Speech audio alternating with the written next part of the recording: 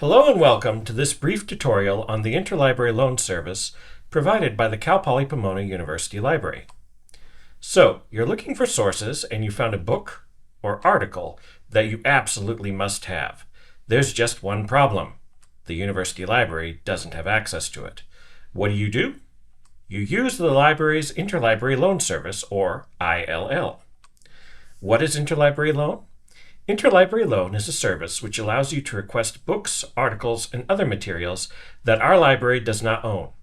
Our library borrows these materials from other libraries. This borrowing can be in the form of a physical loan of an actual book, or it can be a PDF copy or scan of an item. We also loan out our own materials to other libraries that don't have copies of the items that we have in our collection. This is a service provided to all Cal Poly Pomona students, faculty, and staff at no charge.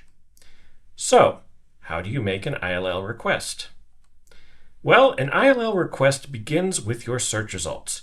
As you can see on this page, some of those results will have a note beneath them marked "Check for available services."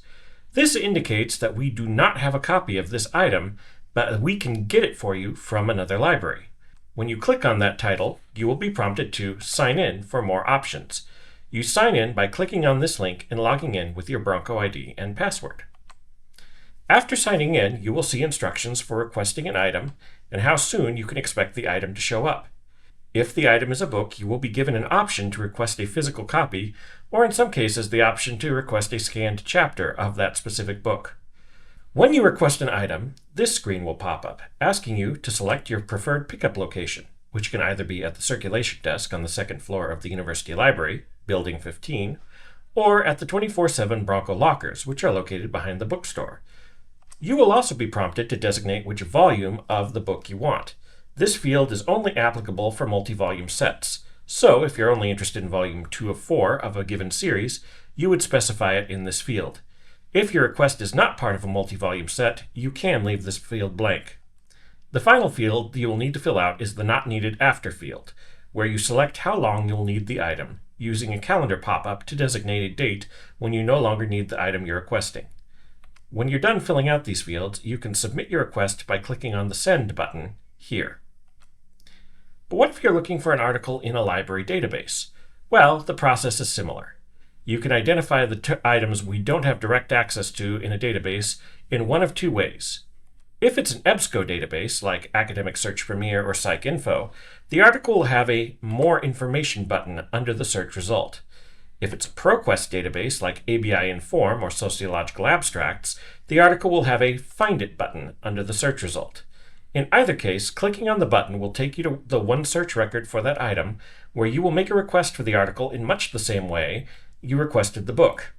The only real difference here is that you will be getting the article as a PDF and will not need to return the item. Now, there are a couple things to keep in mind about interlibrary loan requests. First, there are limits to how many items you may request at any one time.